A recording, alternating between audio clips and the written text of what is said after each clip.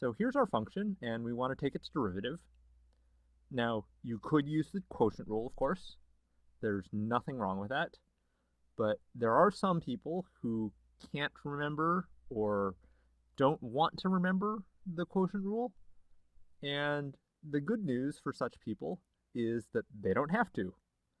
You can always differentiate a quotient using the chain rule instead. So the way that works is by thinking of this using the reciprocal function, which I'll call r. So r of t is just 1 over t, or t to the minus 1.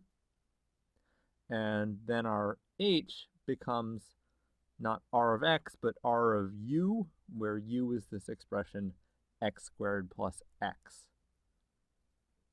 Now to take the derivative, we need the chain rule. So we take the derivative of the outer function r applied to u times the derivative of u.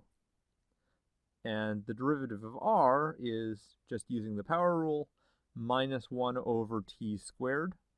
And so when we apply that to u, that's minus 1 over u squared. And then we need the derivative of u, so that's 2x plus 1. And putting everything in terms of x, we get minus 1 over quantity x squared plus x squared times 2x plus 1. So that's it. No quotient rule needed. Now, if you want to avoid the quotient rule in general, you're going to need not just the chain rule, but also the product rule. So let's erase this. Let's suppose that h of x is the quotient f of x over g of x.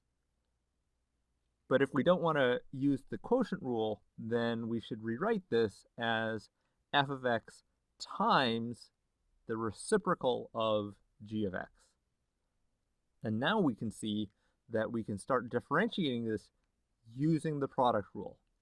So we want the first function, so that's f of x, times the derivative of this second function, so that's r of g of x prime, plus the second function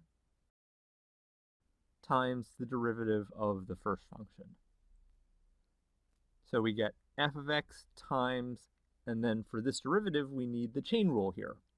So we need the derivative of r applied to the inner function g of x, so that's minus 1 over g of x squared, times the derivative of the inner function.